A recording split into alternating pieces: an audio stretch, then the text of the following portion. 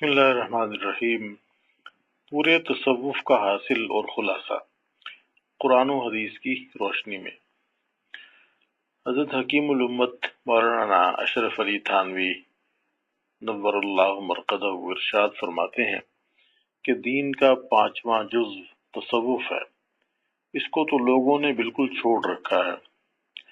اکثر لوگوں نے تصوف کے متعلق یہ سمجھ لیا ہے کہ یہ بہت ہی مشکل ہے کیونکہ اس میں بیوی بچوں کو چھوڑنا پڑتا ہے۔ یہ بالکل غلط ہے۔ صاحب و تصوف کی حقیقت ہے خدا تعالی سے تعلق بڑھانا، سو اس میں تعلقات ناجائز تو بے شک چھوڑنا پڑتے ہیں، باقی تعلقات جائزہ ضروریات تو پہلے سے بھی بڑھ جاتے ہیں۔ صوفیہ کے تعلقات اور معاملات بیوی بچوں کے ساتھ ایسے خوشگوار ہوتے ہیں کہ اہل تمدن کے بھی ویسے نہیں ہوتے۔ لوگ سمجھتے ہیں کہ یہ تصوف والے سنگ دل ہو جاتے ہیں، حالانکہ وہ ایسے رحم دل ہوتے ہیں کہ انسان تو انسان جانوروں پر بھی رحم کرتے ہیں۔ چنانچہ ان حضرات کے پاس رہ کر معلوم ہو سکتا ہے کہ وہ ہر شخص کی راحت کا کس قدر خیال کرتے ہیں۔ لہذا اس سے متوحش ہونا نادانی ہے، جس کی وجہ سے اسلام کا ایک ضروری جز لوگوں سے فوت ہو رہا ہے۔ یہ جزو ایسا ضروری ہے کہ قرآن شریف میں اس کی تحصیل کا جا بجا امر ہے۔ حق تعالیٰ فرماتے ہیں بسم اللہ الرحمن الرحیم یا ایھا الذین آمنوا اتقوا اللہ حق تقاتہ، یعنی اے ایمان والو حق تعالیٰ سے ڈرو جیسا کہ ڈرنے کا حق ہے۔ اس میں تکمیل تقوی کا امر ہے، یہی تصوف کا حاصل ہے، اور مشاہدہ ہے کہ ایسا ڈرنا سوائے صوفیہ کرام اہل اللہ کے کسی کو بھی نصیب نہیں ہے۔ ان کی بات بات میں خشیت ہوتی ہے، بے باکی اور آزادی کہیں نام کو بھی نہیں ہوتی۔ اب حدیث میں اس کی تاکید لیجئے۔ حضور صلی اللہ علیہ وسلم فرماتے ہیں ان فی جسد ابن آدم مضغۃ اذا صلحت صلح الجسد کلہ واذا فسدت فسد الجسد کلہ الا وہی القلب۔ مسلم شریف صفحہ 83 جلد 2۔ یعنی انسان کے بدن میں ایک ٹکڑا ہے، جب وہ درست ہو جاتا ہے تمام بدن درست ہو جاتا ہے، اور جب وہ بگڑتا ہے تو تمام بدن بگڑ جاتا ہے۔ سن لو وہ دل ہے۔ اس میں اصلاح قلب کی کتنی تاکید ہے کہ اسی کو مدار اصلاح قرار دیا گیا ہے، اور یہی تصوف کا حاصل ہے۔ اس میں بھی اصلاح قلب کا اہتمام ہوتا ہے۔ ایک اور حدیث میں ہے جو حدیث جبریل کے نام سے مشہور ہے کہ ایک دفعہ حضرت جبریل علیہ السلام بصورت انسان حضور صلی اللہ علیہ وسلم کی خدمت مبارک میں حاضر ہوئے، اور صحابہ کی تعلیم کے لیے انہوں نے حضور صلی اللہ علیہ وسلم سے چند سوالات کیے، جن میں پہلا سوال یہ تھا یا محمد اخبرنی عن الاسلام، اے حضور صلی اللہ علیہ وسلم مجھے بتلائیے کہ اسلام کی حقیقت کیا ہے۔ قال الاسلام ان تشہد ان لا الہ الا اللہ وان محمد رسول اللہ وتقیم الصلاة وتؤتی الزکاة وتصوم رمضان وتحج البیت ان استطعت الیہ سبیلا۔ آپ صلی اللہ علیہ وسلم نے فرمایا کہ اسلام یہ ہے کہ اللہ کے لا شریک لہ ہونے کی اور محمد صلی اللہ علیہ وسلم کے رسول اللہ ہونے کی گواہی دو، اور نماز کی پابندی کرو، اور زکوٰۃ ادا کرو، اور رمضان کے روزے رکھو، اور بیت اللہ کا حج کرو اگر وہاں تک پہنچنے کی استطاعت ہو۔ قال اخبرنی عن الایمان، قال ان تؤمن باللہ وملائکتہ وکتبہ ورسلہ والیوم الآخر والقدر خیرہ وشرہ۔ مشکوٰۃ شریف۔ حضرت جبریل علیہ السلام نے پھر پوچھا کہ مجھے ایمان کی حقیقت بتلائیے۔ آپ نے فرمایا کہ ایمان یہ ہے تم اللہ پر اور اس کے فرشتوں پر اور سب کتابوں پر اور سب رسولوں پر اور قیامت کے دن پر اور تقدیر پر ایمان لاؤ اور ان سب کی تصدیق کرو۔ اس سے معلوم ہو گیا کہ اسلام کے لیے تصدیق رسالت اور ایمان کے لیے قیامت اور تقدیر اور ملائکہ کی تصدیق بھی ضروری ہے۔ اس کے بغیر آدمی مومن نہیں ہو سکتا، اور ظاہر ہے کہ قیامت کا ماننا اس کا نام نہیں کہ جس طرح جی چاہے مان لے، بلکہ جس طرح حضور صلی اللہ علیہ وسلم نے بتلایا ہے اس طرح مانے تو اس میں حساب و کتاب اور وزن اعمال اور پل صراط وغیرہ سب کا ماننا داخل ہے۔ قال فاخبرنی عن الاحسان قال ان تعبد اللہ کانک تراہ فإن لم تکن تراہ فإنہ یراک۔ پھر جبریل علیہ السلام نے پوچھا کہ بتلائیے احسان کیا چیز ہے؟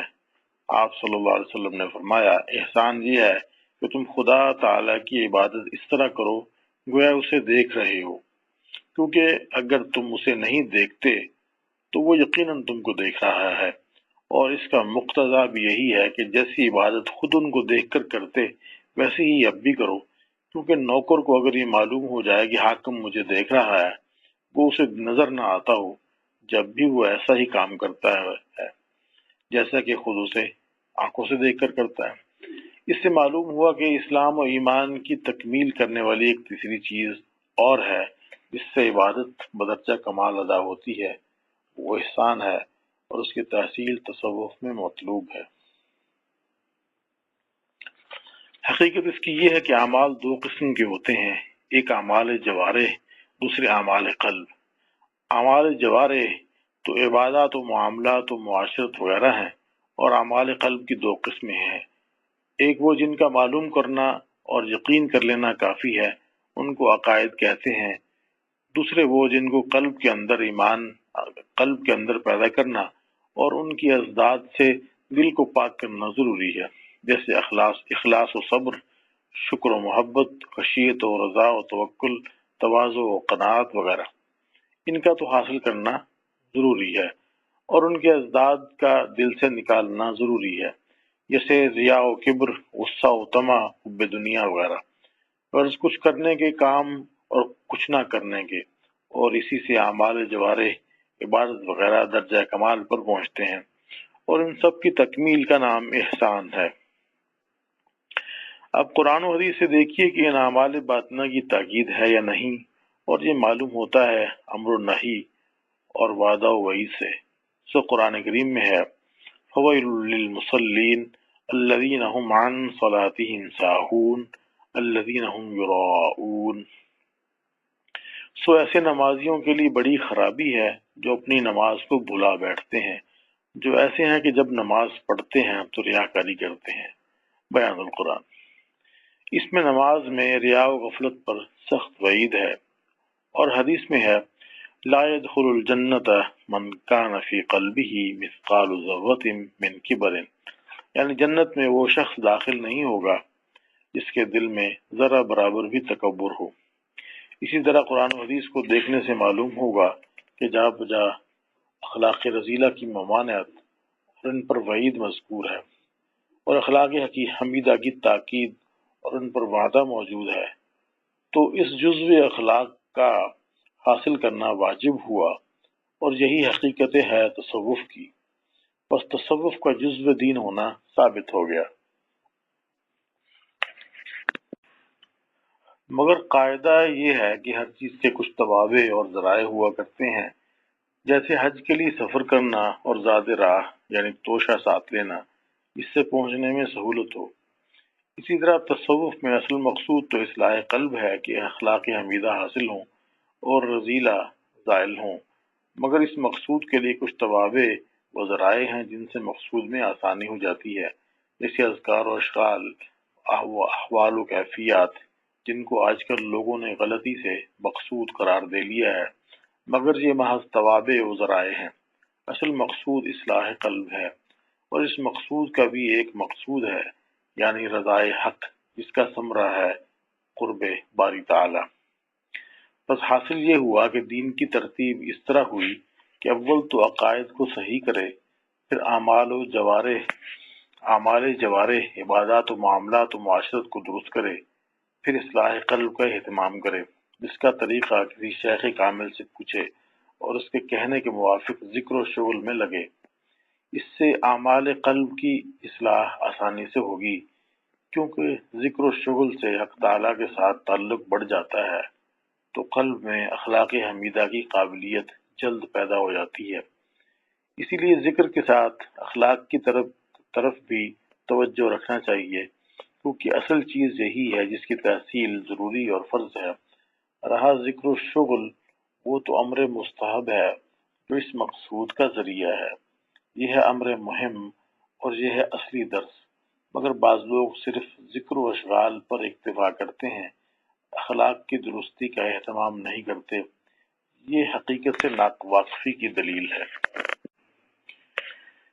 اخلاق باطنہ کی درستی کا طریقہ، اور اخلاق باطنہ کی درستی اس طرح ہوتی ہے کہ شیخ کے سامنے اپنے امراض قلبی یا دل کی بیماریاں بیان کیے جائیں کہ ہمارے اندر فلاں فلاں امراض ہیں، ریا یا عجب و کبر وغیرہ۔ پھر جو تدبیر شیخ بتلائے اس پر عمل کرے، جیسا کہ امام غزالی رحمہ اللہ نے ہر مرض کی حقیقت اور ہر ایک کا جدا جدا علاج احیاء العلوم میں بیان فرمایا ہے۔ صحیح طریقہ تو یہ ہے تصوف کا، اور ایک وہ ہے جو آج کل لوگوں نے اپنی رائے سے سمجھ رکھا ہے کہ بس ذکر و شغل پر ہی کفایت کرنے لگے۔ یاد رکھو، اس طرح باطن کی اصلاح نہیں ہوتی، بلکہ صورت وہی ہے کہ امراض کا علاج بھی کرو۔ مثلا ایک شخص میں تکبر ہے تو شیخ کو چاہیے کہ ذکر و شغل کے ساتھ اس کے سپرد ایسا کام بھی کرے جس سے نفس میں تواضع پیدا ہو، مثلا نمازیوں کے لوٹے بھر کے رکھنا، ان کی جوتیاں سیدھی کرنا وغیرہ۔ اور اگر شیخ نہ بتلاوے تو طالب کو خود ایسے کام کرنے چاہیے جن سے نفس میں ذلت پیدا ہو۔ وعلی ھذا، اگر کسی میں حسد ہے تو اس کو چاہیے کہ محسود کی تعریف کیا کرے، اس سے قلب کا غبار نکل جائے گا۔ اسی طرح ہر مرض کا ایک خاص علاج ہے جو تصوف کی کتابوں سے معلوم ہو سکتا ہے۔ یہ ہے تہذیب اخلاق۔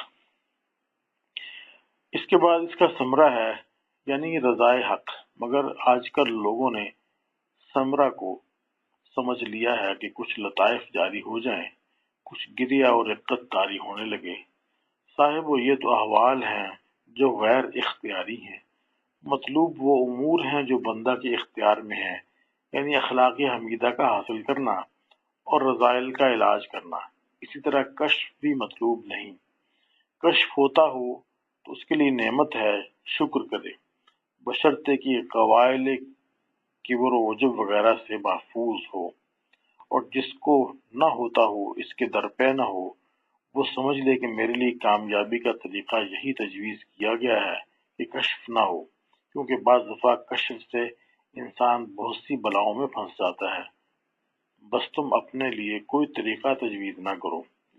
اور ساری وجہ پریشانی کی یہی ہوتی ہے کہ لوگ حالات و کیفیات کو مقصود سمجھتے ہیں، حالانکہ میں نے بتلا دیا کہ یہ مقاصد میں سے نہیں بلکہ توابع و ذرائع ہے۔ سلوک و تصوف کا خلاصہ۔ خلاصہ سلوک ہے، نمبر 1، نہ اس میں کشف و کرامات ضروری ہے، نہ قیامت میں بخشوانے کی ذمہ داری ہے، نہ دنیا کی کار براری کا وعدہ ہے کہ تعویذ گرنوں سے کام بن جائے، یا مقدمات دعا سے فتح ہو جایا کریں، یا روزگار میں ترقی ہو، یا جھاڑ پھونک سے بیماری جاتی رہے، یا ہونے والی بات بتلا دی جایا کرے۔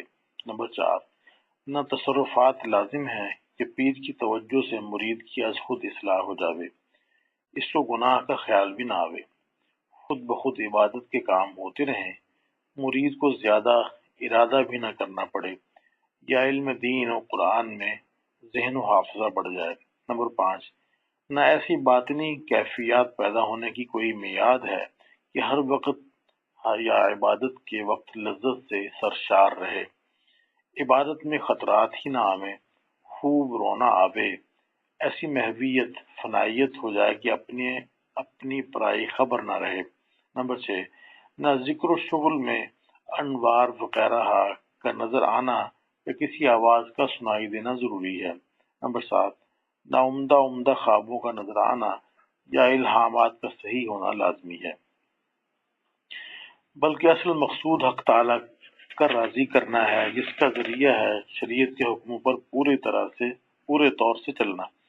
ان حکموں میں بعض متعلق ظاہر کے ہیں، جیسے نماز، روزہ، حج و زکوٰۃ وغیرہ، اور جیسے نکاح و طلاق و ادائے حقوق زوجین و قسم و کفارہ قسم وغیرہ، اور جیسے لین دین اور پیروی مقدمات و شہادت اور وصیت و تقسیم و ترکہ وغیرہ، اور جیسے سلام و کلام، طعام، منام، قود، قیام، مہمانی، میزبانی وغیرہ، ان مسائل کو علم فقہ کہتے ہیں۔ اور بعض متعلق باطن کے ہیں، جیسے خدا کی مشیت پر راضی رہنا، حرص نہ کرنا، عبادت میں دل کا حاضر رکھنا، دین کے کاموں کو اخلاص سے کرنا، کسی کو حقیر نہ سمجھنا، خود پسندی نہ ہونا، غصے کو ضبط کرنا وغیرہ، ان اخلاق کو سلوک کہتے ہیں۔ اور مثل احکام ظاہری کے ان احکام باطنی پر عمل کرنا بھی فرض و واجب ہے۔ نیز ان باطنی خرابیوں سے اکثر ظاہری اعمال میں بھی خرابی آ جاتی ہے، جیسے قلت محبت حق سے نماز میں سستی ہو گئی، یا جلدی بلا تعدیل ارکان پڑھ لی، یا بخل سے زکوٰۃ اور حج کی ہمت نہ ہوئی، یا کبر و غلبہ غضب سے کسی پر ظلم ہو گیا، حقوق تلف ہو گئے، ومثل ذالک۔ اور اگر ان ظاہری اعمال میں احتیاط کی بھی جاوے تب بھی جبکہ نفس کی اصلاح نہیں ہوتی، وہ احتیاط چند روز سے زیادہ نہیں چلتی، بس نفس کی اصلاح ان دو سبب سے ضروری ٹھہرتی